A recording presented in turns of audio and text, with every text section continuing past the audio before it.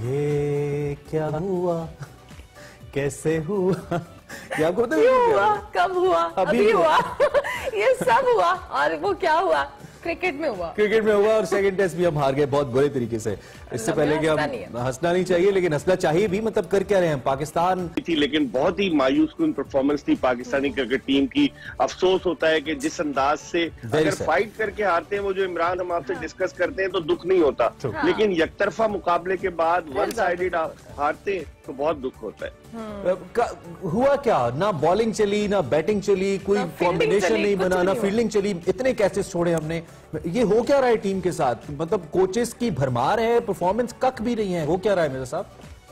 देखिए, टीम की कारकर्दगी डिक्लाइन की तरफ है और इससे पाकिस्तान क्रिकेट बोर्ड की कारकर्दगी का आप अंदाजा लगा सकते हैं। इमरान के क्रिकेट बोर्ड किस नहज पर जा रहा है, बहुत सारी चीजें गलत हो रही है। हम तो ये तवक्को कर रहे थे कि एक ऐसा वजीर आजम जो खुद क्रिकेटर रहा है और दुनिया की उसने तारीख रकम की है कि पहला टेस्ट क्रिकेटर किसी मुल्क का वजीर आजम बना है, उनके दौर में क्रिकेट बेहतर होगी। लेकिन कोचेस की भरमार, इमरान जिस तरह आपने कहा, भारी भारी मुआवजे पर हमने कोचेस रखे हुए, लेकिन परफॉर्मेंस जीरो है। हम यहाँ बांग्लादेश या जिम्बाब्वे या श्रीलंका की कमजोर टीमों को हराकर खुशी के शादियाने बजाते हैं, और जब तगड़ी टीमें हमारे सामने आती है तो हमारे हाथ पांव फूल जाते हैं। प्रोफेशनलिज्म की कमी है, मेरिट की कमी है, पसंद नापसंद की बुनियाद पर टीम का इंतखाब हो रहा है, जिसकी वजह से टीम की कारकर्दगी बिल्कुल नीचे की तरफ है। आज आप देखें, न्यूजीलैंड की टीम इस वक्त टेस्ट की आलमी रैंकिंग की नंबर 1 बन गई है और पाकिस्तान 7वें नंबर पर है। हमारे नीचे कौन है? वेस्ट इंडीज वगैरह, उनसे तो हम वैसे ही जीत लेते हैं। तो ये सोचने की जरूरत है। इमरान, अगर आपने ईमानदारी से मेरिट पर इंतखाब नहीं किया, मैं आपको बता दूं, मुझे तो ये लग रहा है कि हो सकता है वतन वापसी के बाद मिसबाह उल हक को टाटा बाय बाय कह दिया जाए और पाकिस्तान क्रिकेट बोर्ड तलाश में है किसी गैर मुल्की कोच की। और जो मेरे जराये बताते हैं कि गैरी कस्टन से बात कर रहे हैं ये लोग। अच्छा, south African opener Gary Kirsten. Okay, अच्छा मिर्जा साहब, इसके साथ साथ अगर हम बात करें साबिक क्रिकेटर्स की, अब शोएब अख्तर ने कहा जी बॉलिंग बहुत ही इंतहाई निचले दर्जे की थी। आकिब जावेद ने कहा जी इनको तो कोई नौकरी ना दे, मिसबाह उल हक और वकार यूनिस को। वो भी आज इस बार उन्होंने खुल के तनकीद की है। तो क्या ये वाकई क्रिटिसिज्म जायज है? क्योंकि नॉर्मली जब हम देखते हैं इस तरह के मैचेस में सबसे ज्यादा क्रिटिसिज्म इनको ही किया जा रहा है, क्योंकि टीम परफॉर्मेंस ऑब्वियसली इन पे डिपेंडेंट होती है।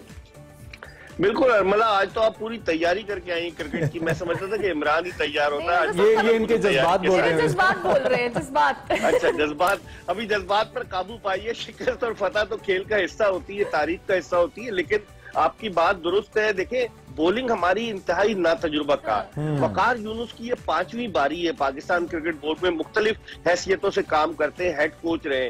आप बॉलर्स की परफॉर्मेंस देख लीजिए, इन एक्सपीरियंस बॉलिंग, और ये अपने आप पर, ये सर पर अपने ताज सजाने के लिए कि जनाब आली हमने तो यंगस्टर्स को जो है वो इंट्रोड्यूस करा दिया है और हम नया टैलेंट लेकर सामने आ रहे हैं। तो इसमें होता यही है कि पाकिस्तान क्रिकेट की अगर देखी जाए, बात की जाए, तो बहुत मतलब हमने कोचेस के अपॉइंटमेंट में मिसबाह उल हक, वो कहीं उन्होंने कभी कोचिंग नहीं की, उनको हेड कोच बना दिया। तो आप खुद सोचे, फिर यूनुस खान, उन्होंने भी कोचिंग नहीं की, माना बहुत बड़े प्लेयर्स थे, लेकिन वो भी लाजमी नहीं एक अच्छा प्लेयर, एक अच्छा कोच भी हो। I agree with this. अच्छा मिर्जा साहब, इसमें आप तो बात कर रहे हैं और हम सभी बात करें, क्योंकि फैंस डायरेक्टली सबसे पहले जो खेल रहा होता है उसको निशाना बनाते हैं तनकीद का, देन जो उनको ट्रेन कर रहा होता है, लेकिन जो उनको लगा रहा होता है वो तो सबसे बड़ी जिम्मेदारी तो उनके ऊपर है, जो क्रिकेट बोर्ड है हमारा। डोंट यू थिंक कि क्रिकेट बोर्ड को के जो ऑफिशियल्स हैं, जो डिसीजन मेकर्स हैं, इनको चेंज किया जाए, जिनको डिसीजन लेना नहीं आता, और उसके बाद नीचे तक ये जाए हमारा पूरा असर?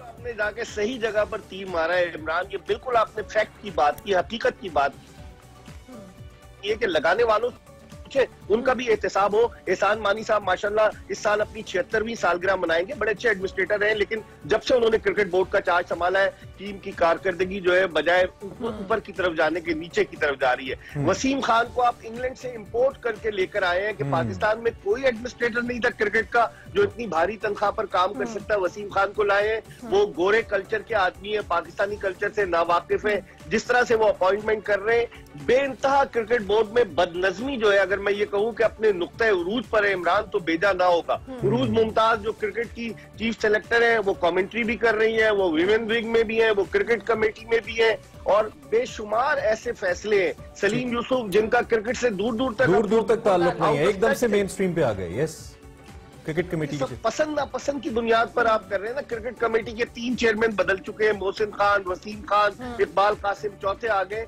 तो आपकी क्रिकेट किस नहज पर जा रही है? हम खुशी के शादियाने बजा थोड़ी वैसे थोड़ा 22 पता नहीं मेरा कमेंट हो ना जाए, थोड़ी 22नेस या थोड़ी डोमिनेंस, कराची डोमिनेंस नजर आ रही है हमें इस सारी सूरत हाल में, तो व्हाट डू यू से?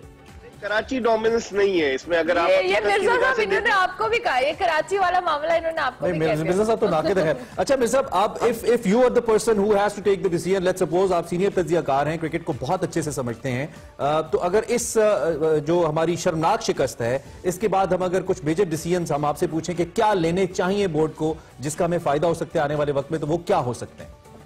देखिए, सबसे पहले तो आपको मिसबाउल हक को जो है वो घर भेजना होगा। वो चीफ सेलेक्टर की हद तक दुरुस्त है, लेकिन कोचिंग उन्होंने कभी नहीं की। उनको कोच बना दिया गया है, उनके सर पे 3 ताज पहना दिए गए, उनको हटाना पड़ेगा और फिर मेरिट पर इंतखाब करना होगा। पुरानी सिलेक्शन कमेटी को बहाल करना होगा। जिस तरह से एक चीफ सेलेक्टर होता था, उसके साथ 3 या 4 सेलेक्टर्स होते थे। ये जो उन्होंने नया सिस्टम किया है, इमरान के जी प्रोविंशियल टीमों के कोचेस जो है वही सेलेक्टर होंगे। वो अपने लड़कों को अपने पसंद नापसंद की बुनियाद पर लड़कों को जो है वो टीम में दाखिल करवा देते। 292 क्रिकेटर्स रह गए सिर्फ पाकिस्तान में जो क्रिकेट खेल रहे हैं। डोमेस्टिक क्रिकेट तबाही की तरफ गामजन है। इनको इकदाम करने होंगे। डिपार्टमेंटल क्रिकेट इन्होंने बंद कर दी है। इनको एक पुरानी रिवायती सिलेक्शन कमेटी और फिर उसका इंतखाब मेरिट की बुनियाद पर होना होगा और अकाउंटेबिलिटी होनी चाहिए। ये नहीं कि आप भारी तनख्वाह दे रहे, कोई पूछने वाला नहीं है। अगर ये सब इकदाम नहीं करेंगे तो पाकिस्तान क्रिकेट का लई हाफिज है।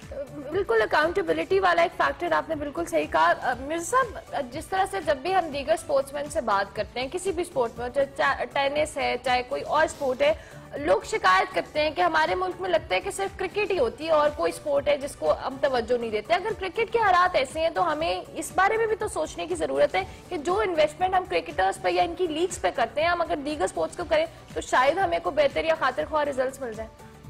देखिए अरमला, क्रिकेट में पैसा बहुत है। आईसीसी पाकिस्तान क्रिकेट बोर्ड को पैसा देता है। एहसान मानी साहब ने कहा था ना अब से कुछ अर्सा कबल कि अरबों रुपए है पाकिस्तान क्रिकेट बोर्ड के पास, और वो कहते हैं कि ये कोविड में, पैंडेमिक में वो 2 साल तक क्रिकेट को जो है ना वो क्रिकेट बोर्ड को कोई मसला ही नहीं होगा। क्रिकेट में पैसा ज्यादा है, दूसरे खेलों में सियासत ज्यादा है। दूसरे खेलों में एक तो पैसा नहीं है और ऐसे लोग हेल्म ऑफ अफेयर्स पर आ गए कि जो सिर्फ तस्वीरें खिंचाते हैं, जो अखबारात में या टेलीविजन चैनल्स की शह सुर्खियों की जद में रहना चाहते हैं। तो अगर आप इस पर तवज्जो नहीं देंगे, ग्रास रूट लेवल पर कुछ नहीं है हमारे यहाँ स्पोर्ट्स में। डॉक्टर फहमीदा मिर्जा को इन्होंने बैनुल-सूबाई राब्ते की वफाकी वजीर बना दिया है। 18वीं तरमीम के बाद खेलों की वजारत ही खत्म कर दी है। सूबाई जो है सूबों में जो है खेलों की वजारत है। तो इन सब चीजों को, इस सियासत को जब खत्म नहीं करेंगे तो कैसे होगा? डॉक्टर फहमीदा मिर्जा साहबा को कुछ पता नहीं। वो लोग जो पाकिस्तान में खेलों में जो है अपनी सियासत चमका रहे हैं, माफिया है, वो जाकर उनको ब्रीफ कर देता है और कुछ भी नहीं होता। फुटबॉल का हाल देख ले, हॉकी का हाल देख ले, स्क्वाश का हाल देख ले, दीगर खेलों का। ओवरऑल हमें एक रीस्ट्रक्चरिंग की जरूरत है। आपने जो कि कहा कि आपके पास जराई की खबर है कि गैरी कर्स्टन में भी पाकिस्तानी टीम के कोच हो जाएं अगर मिसबा को रिमूव किया जाता है, जिसके आप चांसेस बढ़ गए आपने भी कहा है, तो would it be a fine decision या आपको लगता है कि कोई और भी अच्छा ऑप्शन है इंटरनेशनल क्रिकेट के अंदर गैरी कर्स्टन के साथ साथ? देखिए मसला ये इमरान के हम गोरों से ही सही रहते हैं। हमारा अगर अपना कोच आ जाता है क्योंकि वो लड़कों के साथ खेला होता है, सियासत पसंद नापसंद बहुत ज्यादा हो जाती है। माजी में मिसालें हमारे पास हैं। हमारे पास डेव वॉटमोर कोच रहे, हमारे पास बॉब वुल्मर कोच रहे, हमारे पास जो थे वो अभी हाल ही में जो कोच गए मिकी आर्थर वो रहे, उससे पहले भी हमारे पास जेफ लॉसन रहे। तो गैर मुल्की कोच के आने से ये कि सियासत कम हो जाती है, मतलब वो तवज्जो देता है, वो प्रोफेशनल अंदाज से काम करता है। गैरी कर्स्टन जो है वो भारतीय क्रिकेट टीम के साथ काम कर चुके हैं और हमारे कोचेज ने, अब मिसबाउल हक ने कौन सा कोचिंग कोर्स किया है? आप न्यूजीलैंड के हेड कोच की मिसाल ले लें, वो साबिक टेस्ट क्रिकेटर नहीं है, लेकिन उसके बावजूद वो अपनी टीम को कहां से कहां ले गया। तो हमें ऐसे लोगों को लाना होगा जो प्रोफेशनल हो, जो काम करने में बिल्कुल एक प्रोफेशनल अंदाज से काम करना चाहते हो। लाइक्स डिसलाइक को पसे पर्दा रख दे, तभी हम कामयाब हो सकते हैं। ठीक है मिर्जा साहब, थैंक यू। हमारे साथ मौजूद थे मिर्जा साहब ने, थैंक यू वेरी मच। आपने बड़ा डिटेल अच्छा, एक बार रात को जाके अब आप सो जाए, अब हम हार गए। इजी हो जाए। Sad ending. ओके